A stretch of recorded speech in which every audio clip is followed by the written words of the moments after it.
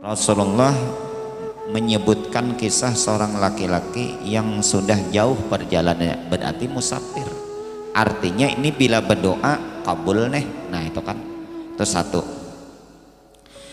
Lalu ujar Nabi SAW, Ash'atha aghbara, yang kusut rambutnya lagi berdebu jasadnya. Karenanya jauh pang berjalan di gurun pasir kan, rambut tuh sudah kada tertata lagi, kada rapi lagi, ditutupi. Aghbar tuh artinya pakaiannya dan kulitnya ditutupi oleh pasirnya jauh. Nah yang kedua, ketika Rasulullah menyebutkan keadaan orang tadi rambutnya kusut dan penuh dengan debu, ini pun keadaan ketika seseorang bila berdoa diijabah. Nah itu bagus benarnya nih, isi hadisnya ini bagus benar. Nah jadi Rasulullah menyebutkan orang tadi rambutnya kusut, pakaiannya berdebu, menunjukkan bilanya nih berdoa cepat dikabulkan Allah. Dua penguat daripada keadaan orang ini, pertamanya musafir, yang kedua penampilannya nah itu. Tapi ujung daripada doa tadi, kenapa jadi doanya kada dikabulkan? Nah itu dari kesimpulan hadisnya ini. Lalu ujar Rasulullah, yamuddu yadaihi ila sama, ia mengangkat kedua tangannya ke langit. Ya Rabbi, ya Rabbi. Seorang laki-laki yang dalam menempuh perjalanan yang jauh, rambutnya kusut, badannya penuh dengan debu, mengangkat kedua tangannya ke atas langit. Artinya ia berdoa kepada Allah, meminta dan memohon kepada Allah. Dalam sebuah hadis disebutkan, Innallaha ta'ala hayyun karim, sesungguhnya Allah itu malu dan memiliki sifat dermawan. Yastahyi min abdihi ayyarfa'a ilaihi kaffaihi summa yarudduhuma sifran khaibatain. Kemudian dia mengangkat, Allah malu terhadap seorang hamba yang apabila ia mengangkat kedua tangannya, kemudian Allah tolak, tidak mendapatkan apa-apa, dia sia-sia. Malu Allah. Muntamun hamba nih sudah mengangkat tangan, supan Allah kada memberi. Nah, ini penguat pulang, ini penguat seorang tadi kabul doanya. Jadi kuat banalah kisah Nabi ini, nah menguatakan laki-laki ini, orang ini doanya tuh dikabulkan Allah. Nah itu kuat bana nih dikuatakan Nabi. Pertama tadi musafir, yang kedua penampilannya biasa, yang ketiga mengangkat tangan. Lalu ujar Nabi SAW, seorang laki-laki ini setelah dia mengangkat tangan, lalu dia mengucapkan, Ya Rabbi, Ya Rabbi, Ya Allah, ya Tuhanku, ulun minta ini. Ya Allah, ya Tuhanku, jauhakan ini. Dalam hadis Nabi SAW disebutkan, Idza qala al-abdu ya Rabbi arba'an, jar Nabi apabila seorang hamba mengucapkan Ya Rabbi, Ya Rabbi 4 kali, qala Allah Ta'ala, Allah akan berfirman, Allah berfirman, labbaik abdi, pun hambaku.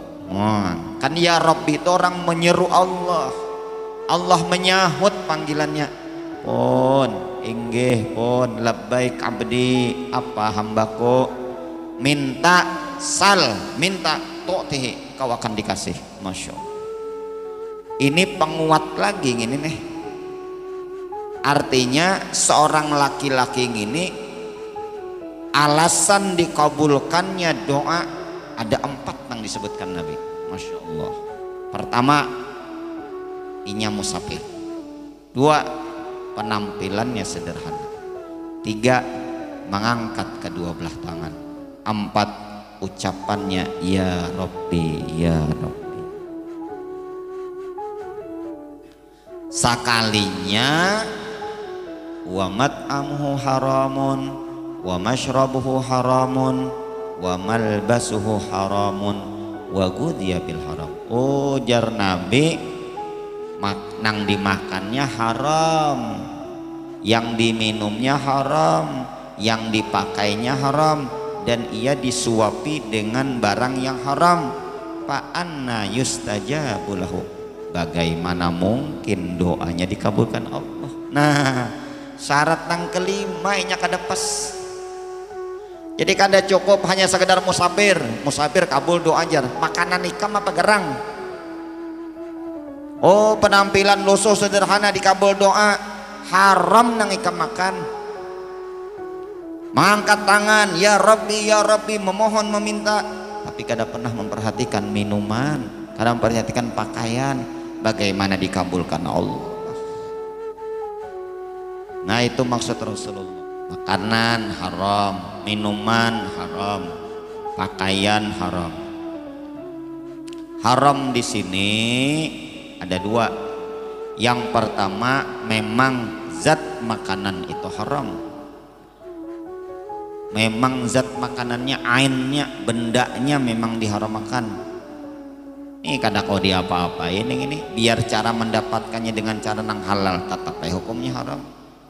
Contohnya daging babi bagi umat Islam haram, biar pian pakai jual beli atau minta lawan orang kan dengan keredoan, tapi memang bendanya, zatnya nang diharamkan. Kayak apa aja cara mendapatkannya dengan cara yang hak, dengan cara yang benar, tetap haram. Sebagian besar umat Islam kada mau mengambil ini, walaupun inya orang awam, orang jahil sekalian, salnya tahu aja daging apa tuh jinya, ini harum pang ninjar, baunya nyaman masakannya, ini daging babi, kada ndak haram ujarnya, padahal jarangnya ke majelis ilmu. Itu hebatnya orang Islam, udah maunya daging anjing, ada mau ndak, bangkai kada mau. Tapi makanan dan minuman yang Allah haramkan ada sebab yang kedua, yaitu cara mendapatkannya dengan cara yang batil. Makan daging babi kada mau, makan hasil korupsi mau kada? Mau aja. Makan bangkai kada mau, ambil duit masjid mau kada? Mau.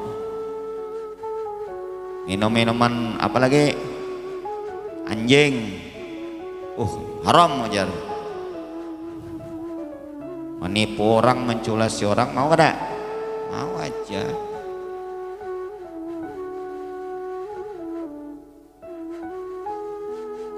Ampun rumah minta tukarakan barang bahan pakai membangun rumah, ulin, tongkat, gelagar, sesunduk, sepatunya, macam-macamnya ya Allah, tukarannya 10 juta.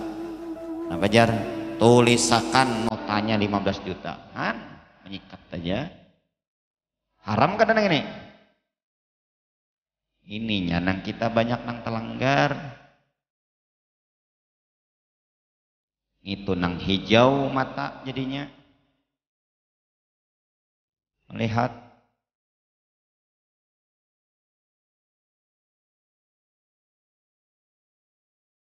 Baulah pakaiannya apa nih nang menunggui di panti asuhan, menyediakan gamis untuk anak yatim piatu jar, pakai acara maulidan. Anak yatimnya ber-15, anggarannya berapa nih, 15 kali 200.000 berapa duitnya? 6 juta lah, 3 juta. Nah 3 juta 3 juta, cuma inya bisa memandiri tukang jahitnya. Oh pian mau lahakan gamis panti anak yatim nih, pian dapat pahala ganal, apalagi mun banyak diskonnya, potongan harga. Mau tukang jahit 2.500.000, labihannya berapa? 500. Mana duitnya? Masuk kantong, haram nangai. Siapa nang menggawe ini? Orang Islam. Jolong daging babi udah maunya makan, korupsi yang pun orang dihantupnya. ngini nang maulah doa kada kabul, ngini nang maulah permohonan kada diijabah. Jangan dikira nang haram itu bendanya aja, zatnya aja, cara mendapatkannya dengan cara yang batil. Itulah pentingnya kita belajar ilmu syariat. Dalam fikih ada bab muamalat, jual beli apa nang haram sah tapi haram, ada jual belinya sah hukumnya tapi haram. Jual beli nang haram contohnya ulun sebutakan menjual makanan di siang hari bulan Ramadan, menjual makanan di siang hari Ramadan yang mana pembelinya ada dugaan orangnya tuh wajib puasa. Bila menjual hukumnya sah selama rukun jual belinya terpenuhi, tapi haram kenapa? Karena berjualan makanan di siang hari Ramadan yang menukarinya orang yang wajib puasa. Kalau yang menukarinya ada dugaan kada wajib puasa, ya boleh, kada haram. Misalnya yang menukarinya bebinian haid, jadi pian berjualan di sini tuh di Pakapuran tuh rame benar. Ulun kan subuh Jumat mesi di Masjid Komarudin, bulik ulun lewat Pakapuran, oh besusun berjual lapat mie habang nasi bungkus nang menukarinya bebinian, takuni pian nih haid kakada kah? Haid juali, aku kada haid, oh kadang awak juali pian karena pian wajib puasa. Nang menukari lelakian pian nih garing kah kada kah? Garing, kenapa garing kamu berjalan ke sini tuh ada garing ngarannya. Orang nang garing kada puasa tuh pasti kada berjalan. Aku musafir napa rumah di Gahidong. Kalau nang menukarinya orang sakit silahkan, nang menukarinya orang garing nang boleh kada puasa silahkan. Di rumah sakit ada rumah makan silahkan, kada apa-apa, karena nang menukarinya orang garing. Rest area nang menukarnya musafir silahkan. Buka di higa Masjid An-Nur nang menukarnya ben kompleks ini, apa kabar? Jual belinya sah, hukumnya haram. Di mana kita tahu? Belajar kita fikih syariat muamalat. Masih banyak lagi tuh contoh-contohnya nang lain dalam bab pembahasan kita gitu. Ini secara global, secara umum aja. Artinya makanan yang haram, minuman yang haram, pakaian yang dipakainya haram, itu maulah doa kita kada dikabulkan Allah. Biarinya musafir, biarinya mengangkat tangan, biarinya memanggil Allah ya Rabbi ya Rabbi, biar penampilannya kayak orang nang miskin benar, tetap kada dikabulkan. Nah itu maksud daripada hadis Nabi, penekanannya itu di situ, penekanannya itu di situ. Maka oleh karena itu jamaah sekalian yang dimuliakan Allah Subhanahu wa taala, pentingnya bagi kita memperhatikan makanan.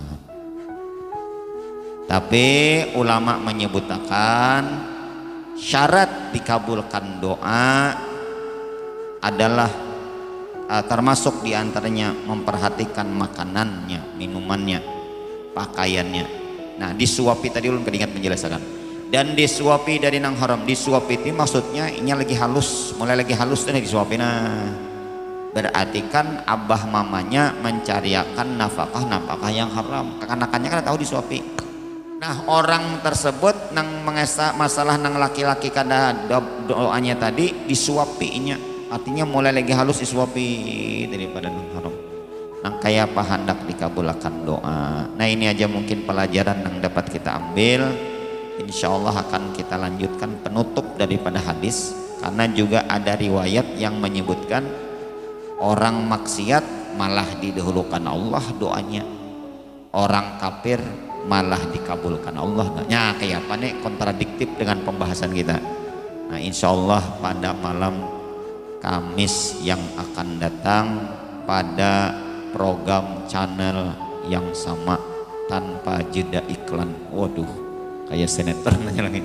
Mudah-mudahan bermanfaat, mudah-mudahan Allah Ta'ala mudahkan kita mencari rizki yang halal, Allah cukupkan dengan rizki yang halal, Allah jauhkan daripada rizki yang haram dan syubhat. Amin ya rabbal alamin. Minta maaf, minta halal, minta ridha. Mudah-mudahan ada manfaat dan barokahnya.